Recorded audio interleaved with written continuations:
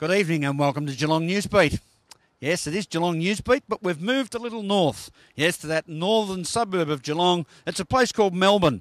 And tonight we're going to be covering the launch of Geelong Scandia Week, which will be held on the Australia weekend down in our wonderful city of Geelong.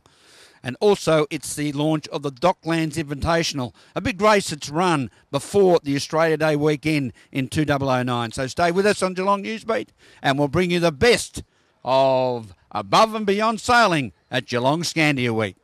So we're going to have the King of the Docklands on the 21st and the 22nd, Wednesday and a Thursday. We're going to have the Docklands Invitational, and that's the pre-race to what promises to be an enormous time down at Geelong.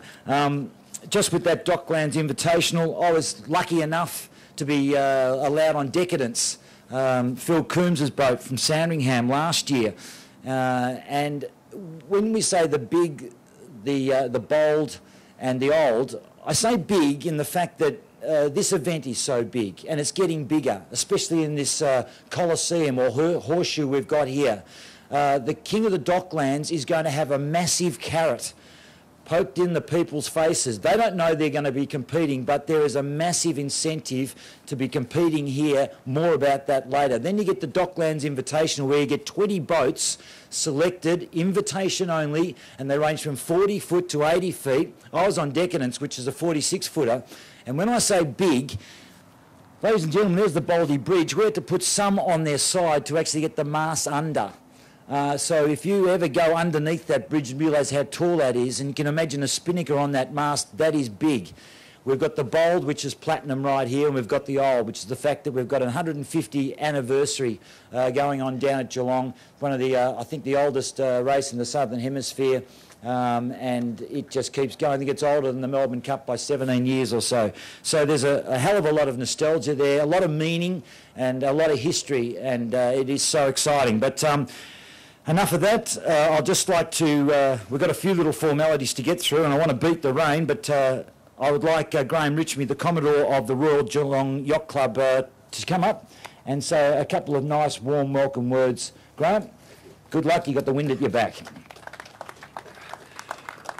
Firstly, ladies and gentlemen, welcome. As has been alluded to, we are a very old event. We actually started in 1944. That is, in fact, 17 years older than the Melbourne Cup, just to put it in perspective. Also, the club was so, or I should say, the regatta was so successful that they then decided to form a club around the regatta. As was mentioned, we are coming up for our 150th anniversary. Royal Yacht Club of Victoria has already achieved that. We're second cab off the rank. Next year is going to be a big year.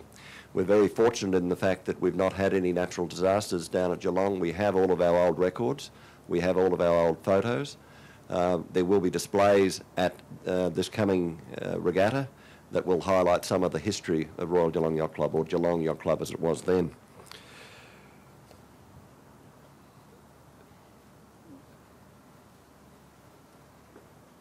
The club has been very fortunate in the past 12 months to pick up a number of awards. We have been in a top 10 position on the RACV 101 Things to Do in Victoria, a 7th, which is an incredible result for sailing and highlights the profile that sailing is now takes in Victoria.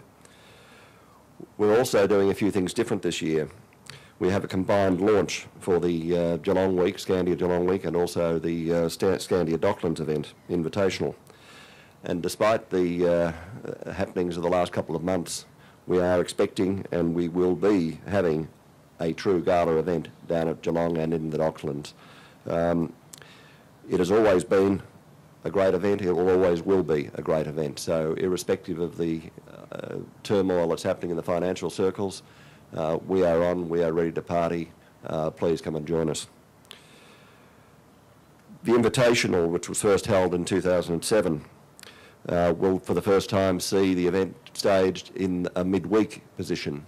This is to assist mainly the crews from interstate, they being mainly professional crews, and that has in fact manifested itself in a number of interstate boats coming down. So again, per our charter, we are encouraging entries from all over Australia And as I say, we've got a number of boats from 6 states and one of the most competitive IRC fleets assembled anywhere in the world, not just in Australia. The King of the Docklands. It's been mentioned already that there are some exciting new developments with King of the Docklands, but we will hear a little bit more about that later. But stay tuned, it is going to be huge. We've also got something I'm very excited with. We speak, and we're generally well known for our big boat fleet. For any of the yachting fraternity, there is a yacht called an international moth. Now, these international moths are, I don't even know how I'd describe it. They're little boats on steroids. They lift up out of the water, the hull is clear of the water, and we're holding the Australian Championships down at Geelong during the regatta. And these boats can quite comfortably do 20 plus knots, and to see them lift out of the water on hydrofoils and go zipping past the big boats is just something you've got to see to believe. So if you're at all interested in looking at the spectacle of yachting and looking at the spectrum of yachting, you'll see it from the very big to the very small. We also, as we have in the last couple of years, will be playing host to the first leg of the Audi IRC Australian Championship, also the Bundaberg Rome Australian Sports Boat Championships, and again the SB3s. Now, you'll be seeing the SB3s a little later this morning, again during the event, to watch these boats, and we had about 6 of them last year, actually sail competitively in a course laid in this harbour, is really bringing sailing to Melbourne. And as I say, as has been said before, the fact that we're so close into the city, we have commentators describing the action. We fortunately haven't had any crashes or any damage done to boats, but it is very, very exciting to see. We also have tackers programs down here for young boats. We have access dinghies for the disabled. I would now like to thank some of our sponsors, and I'll read these so that I don't miss any.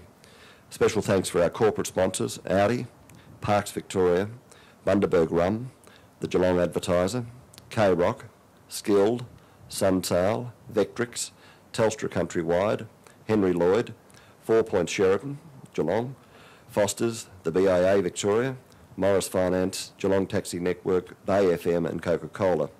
We must also thank our public sector partners, City of Greater Geelong, who have supported the event alongside Scandia from the beginning of the title sponsorship, the Victorian State Government and VMAC, who continued to support the event and allowed us to raise the bar again, to our newest partner, City of Melbourne, whose support of the Docklands Invitational has significantly boosted the program. Special thanks also to our title sponsor, Scandia, who shared our vision and who provided the opportunity to present what you will see in January. Scandia has invested heavily in the sport of sailing, and Victoria has benefited greatly. I'd also, on a closing note, like to thank Rumline for their organisation and their guidance through the event over the past, I think it's 12 years now, and personally, Doug, thank you very much. Great job. Thank you very much, members and guests, and we look forward to watching some good racing out here in a couple of minutes' time. Thank you.